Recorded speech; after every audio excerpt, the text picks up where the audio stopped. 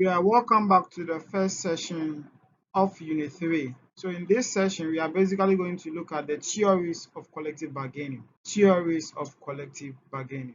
Theories of collective bargaining. So at the end of this session, we should be able to explain what it meant by the word theory, understand the classical model of collective bargaining, explain the bargaining range theory and the zone of possible agreement in the bargaining range theory and how it is applicable. Differentiate between the Campbellian's model and the Hicks bargaining model. So what is a theory? We have in the course of our education or our studies, we have heard the word theory, theory, theory. Now here comes the question, what is a theory? So we have different ways or different prepositions or different definitions by different authors as far as theory is concerned. Some authors or scholars are saying that theory is a model. Some are saying that theory is a concept. Some are also saying that theory is an assumption, preposition that have been accepted as facts that attempt to provide a plausible or rational explanation of cause and effect relationship among a group of observed phenomena. So theory, to some authors or to some scholars, are saying that there are those prepositions or assumptions that have been propounded by certain researchers, and those things are known to be facts. In other words, they are factual and they provide plausible or rational explanation. It means that when you read, it gives you some form of logical explanation or logical reasoning. There's some sense in it that they're able to tell us the cause and effect of a particular relationship that exists between two observed phenomena. So basically, this is what we mean by theory, and that is why we are saying that if you are a researcher, if you are trying to make any claim or if you are trying to make any assertion, whatever assertion that you are trying to make should be backed by a theory. It means that the theory, or it's inferential. It means that theory is something that have been tested and proven.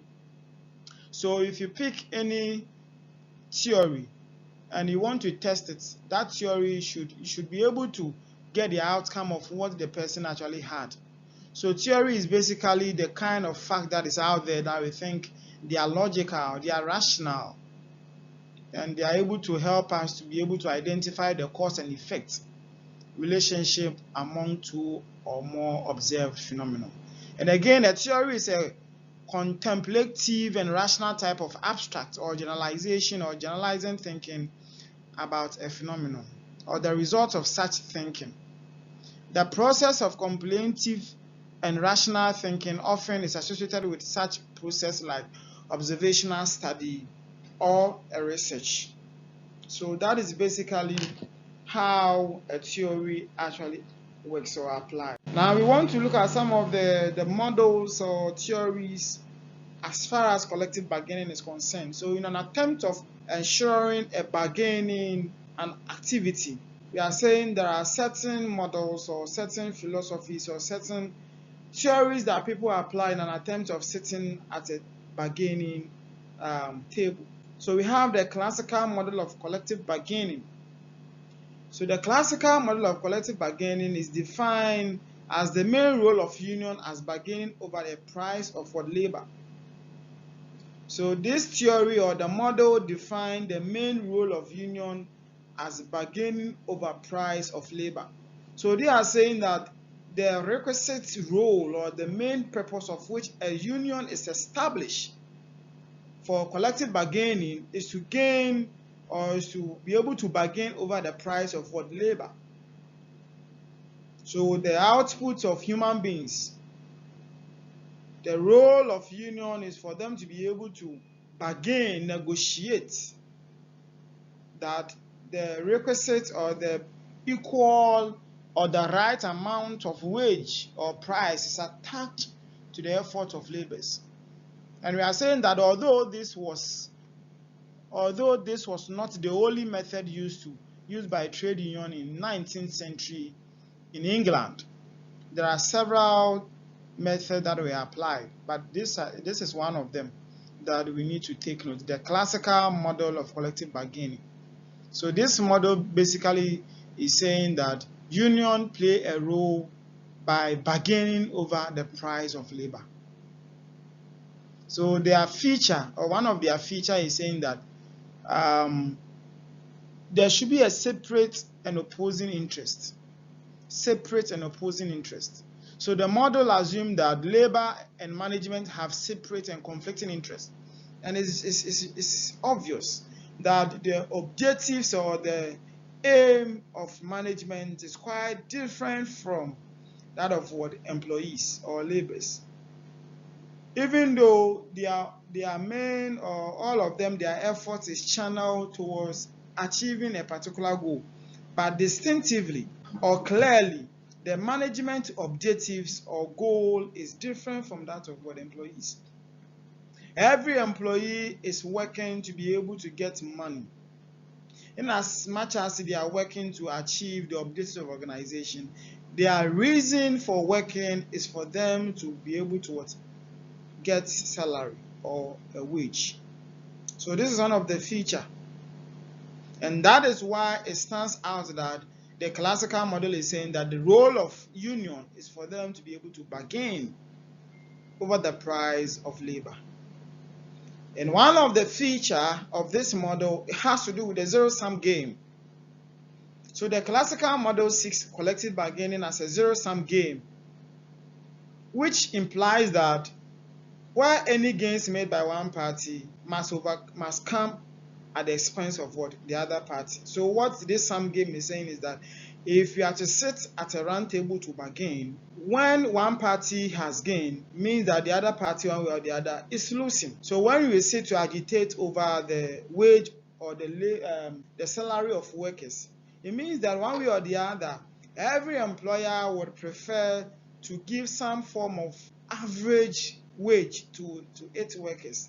But because of the existence of labor unions, they would want to also agitate that they get the highest form of wage for their union or their employees. So that is what we call the zero-sum game. And again, it assumes that there is a fixed amount of resources or value to be divided. And of course, that is true. Now we move on to the bargaining range theory. So the bargaining range theory has its roots with the late Prof. A.C. Pigou's theory and Pius or something, that Pigou's or Pius, yeah. So Pigou's bargaining range theory explains the process by which the labor and management establish upper and lower wage limits within which a final settlement is made. So the bargaining range theory means that within the bargaining activity or within the arena of bargaining for employees, there is a range. So in that range ranges from upper and the lower limits, of which always the seller, or in other words, the employer would want to fall below that of the lower limit. And the union or the representative of the employees will always want to go for the higher, because they are the people who are selling a particular service. And therefore, they will always have an aspiration of getting a higher range of wage. So I will explain that with an example. We'll try to dive deep into what the bargaining theory actually means. But I want us to look at what we got a ZOPA agreement, or the ZOPA. And Bright 23 terms this as a zone of possible agreement. So the abbreviation of the ZOPA is meaning what? The zone of possible agreement. So what the zone of possible agreement means is that it describes the intellectual zone in sales and negotiation between two parties where the respective minimum targets of the parties are overlapped. So what this means is that there is some form of minimum target that every party in the negotiation activity would want to gain. And at some point, this target is overlapped. So the seller, of which we can term as the union who is trying to sell the service of the employer, would have an aspiration of probably getting, let's say, 12,000 cedis for the for the employee or the labor, whereas the employer would always want to get the minimal amount of wage for the employee. So at some point, this type of wages overlap, where the seller will not get the actual price that he or she wants, whereas the employer will also not get the target he has set for himself. So this is where the ZOPA concept also comes in. So the ZOPA is some form of a concept in the bargaining range theory. Now, furthermore, the bargaining range theory and the zone of possible agreements are concepts used in negotiation and conflicting resolution to understand the potential outcome and limit of a negotiation. With that notwithstanding, the bargaining range theory suggests that in any negotiation, there exists a range of possible outcomes within which an agreement can be reached. So there is some form of outcome, possible outcome that has been set by the individuals parties within the bargaining activity. And this range is often referred to as the zone of possible agreement. So the target or the outcome that has been set to be achieved is what you call the zone of possible agreement. And it represents the area where parties' expectation and aspiration overlapped, as I said earlier on. So all of the parties involved in negotiation has some form of expectation and aspiration. So the expectation is that at least if we are not given this, we should have this. That is what we expect. And aspiration is that if we are able to, do the negotiation properly, if you're able to overcome our opponent, then we are having this aspiration that this is what we want to get. So for example, the labor union will come with an aspiration of, let's say, 4,000, 12,000 for the employees. But probably they may have an expectation that if we are not able to get the 12,000, at least we should get 10,000. And we are saying that at some point, these expectations and aspirations overlapped. So there is a clear example here that probably will help us to understand the concept of the theory proper. So we are saying that, let's say we have two parties at a negotiation table who are negotiating for a particular car. So the seller reservation point is, let's say, 10,000. So the person who is coming to sell the car, we are using this as a scenario to understand what I'm actually trying to mean. So the seller here is coming with a particular reservation point that at least I have to sell my car for, let's say, $10,000. Meaning the amount he or she is willing to sell the car. That is what we are talking about. And again, the buyer's expectation or the reservation is, let's say, 8,000. So the buyer coming with an expectation or reservation that at least I should buy this car with, let's say, 8,000 Ghana cedis, so $8,000. That is representing the maximum they are willing to pay. Now, the seller's aspiration is $12,000. So if you look at the reservation, that is the expectation. At least that's what he or she is expecting. Then aspiration is that if he's able to, at least he's good, he's able to be on the safer side, on the good luck side, you should get, let's say, $12,000. While the buyer's aspiration is 9,000. So he is saying that if I'm not able to get it at 9,000, at least let me buy it at the maximum $9,000. Now in this case, you realize that the ZOPA would be between the 8,000 and then that of the 9,000, of which we are saying that there is some form of overlapping. So here the person's reservation is what? 8,000. That is the expectation. And then the seller's reservation is also what? 10,000. And of which we are saying that all these points will be overlapped, because the person may not be able to buy the car at 9,000. And again, the seller may also at least will not get to sell the car at what?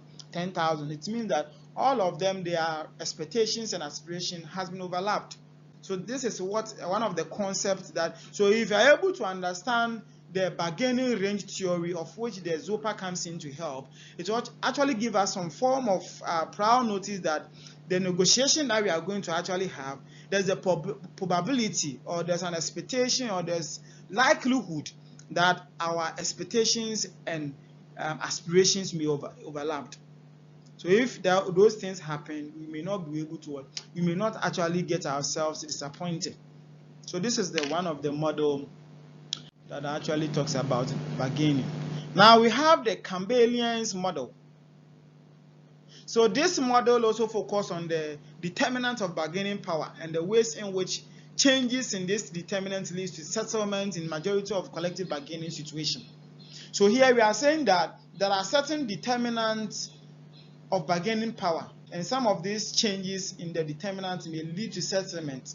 So he defined power as the ability to secure opponent agreement to your terms. So here they are saying that if you are going for a bargaining negotiation or something, you should be able to determine or have some of these determinants that will help you to gain power over your opponent. So if you're able to have those tips on your hands or you're able to get those things on your fingertips, that will give you an upper hand over that of the other party. But if you're not able to determine some of these determinants and you go literally for a bargaining negotiation, you may fail or you may get disappointed. So that is the Campbellian's model. So at any point in time, if you're going for a bargaining activity, you should be able to determine or be able to fish out those determinants that will help you to gain a power over that of your opponent. All right. So we are looking at the salient features of Campbellian bargaining power model. So one of the features of this model is saying that at least one party must perceive disagreement to be more costly than agreement in order for the agreement to occur. So here what the point is trying to mean is that when parties to the bargaining activity are to agree on certain terms and conditions upfront in the course of their bargaining, the cost involved is minimal as compared to when there is some form of disagreement. There are some bargaining activity where the activity will not be able to come in, the parties involved in the activity or the bargaining activity will not come into consensus, and therefore they need to deploy certain third hand or certain third party to come help them come into agreement. And here what the model is saying is that, or what this model stands to actually avoid, is that here it gives the parties, or at least one of the parties in the bargaining activity, that some disagreement or a perceived disagreement will actually increase costs, and therefore it helps the parties involved to loosen their strength, or in terms of their bargaining power, so that it will help them to be able to come into a consensus as soon as possible. Another one is saying that misjudgment of the maximum offer the employer will make. In other words, the minimum offer the union will accept, or the commitment of the parties to irreconcilable position may result in strike even though a mutually acceptable settlement exists. So here, even though there's some form of minimum offer the union is really ready to accept, there are some instances that we are saying that there's some form of misjudgment pertaining to how those offers or minimum offers will be accepted.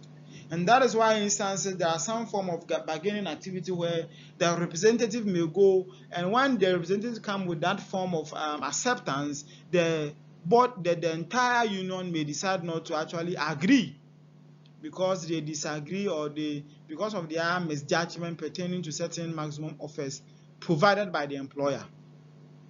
Then the last one, this one is supposed to be numbered. There are some form of, so it's 1, 2, 3. It's not 1, 1, 1. There's some form of mistakes here. So the last one has to do with compromise offers. In other words, demand and the approach of the bargaining deadline both tend to remove the parties towards the agreement. So here, the model actually says that there are some form of compromisation in terms of offer, because sometimes there's some form of deadline.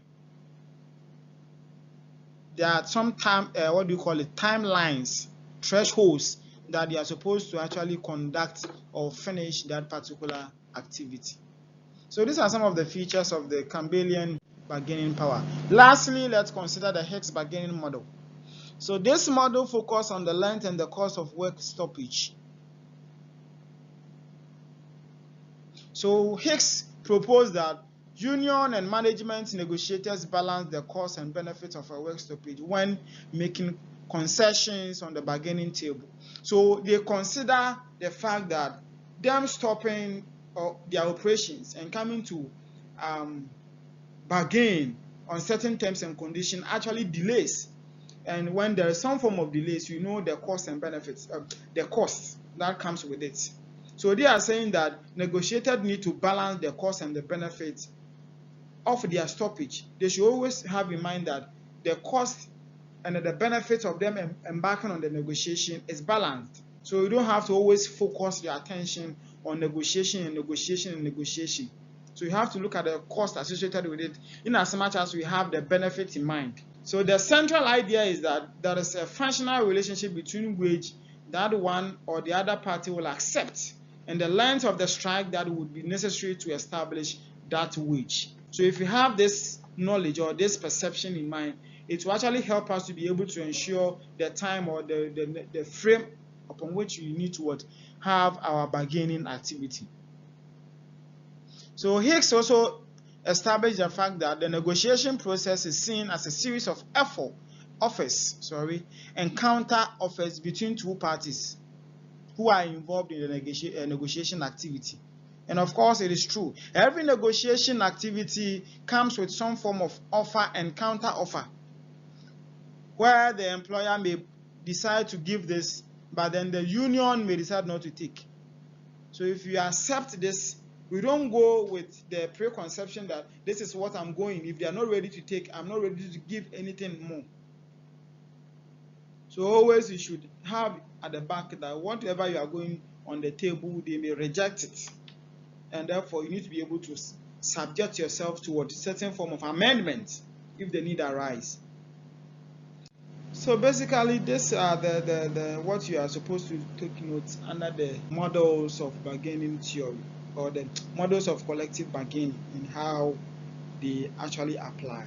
So we can also answer what we mean by a theory and probably state any features of the Cabellian bargaining power. And you should be able to explain some of these models. Thank you very much.